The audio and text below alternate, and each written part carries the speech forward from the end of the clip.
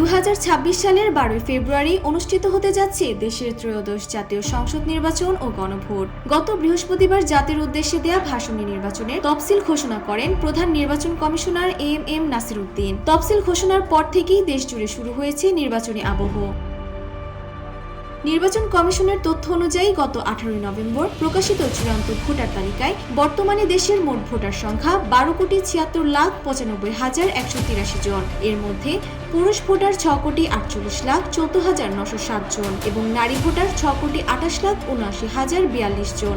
এছাড়া হিজড়া পরিচয় নিবন্ধিত রয়েছেন 1,234 জন ভোটার। আইন অনুযায়ী 18 বছর বা তার বেশি বয়সী যে কোনো বাংলাদেশি নাগরিক যাদের নাম চূড়ান্ত ভোটার তালিকায় রয়েছে তারা ভোট দিতে পারবেন।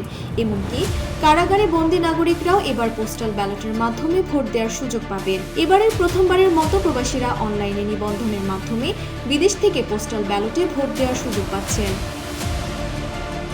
তবে ভোটার হওয়ার যোগ্যতা থাকলেও নির্দিষ্ট কিছু কারণে নাগরিকরা ভোট দেওয়ার অধিকার হারাতে পারেন। এর মধ্যে কিছু কারণ হলো আদালত কর্তৃক কেউ মানসিকভাবে অক্ষম ঘোষিত হলে, দেউলিয়া ঘোষিত হওয়ার পর দায়মুক্তি না পেলে, স্বেচ্ছায় অন্য দেশের নাগরিকত্ব গ্রহণ বা বিদেশি রাষ্ট্রের প্রতি আনুগত্য প্রকাশ করলে, আন্তর্জাতিক অপরাধ ট্রাইব্যুনালে অপরাধী হলে ভোটার তালিকা থেকে নাম বাদ পড়বে। দৃঢ় বন্ধনের আস্থায় শক্তিশালী স্টিলের আরেকটি নাম জেডএসআরএম। দ্বৈত নাগরিকদের ক্ষেত্রে আইন কিছুটা ভিন্ন।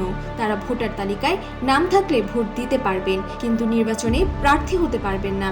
এর আগে দ্বৈত নাগরিকত্বের কারণে বেশ কিছু প্রার্থীর মনোনয়নপত্র বাতিল করেছে কমিশন। তফসিল ঘোষণার পর সকল রাজনৈতিক দল ও যোগ্য প্রার্থীদের নির্বাচনে ভোটে অংশগ্রহণের আহ্বান জানিয়েছেন ইসি। ডেস্ক রিপোর্ট, জয় দিন।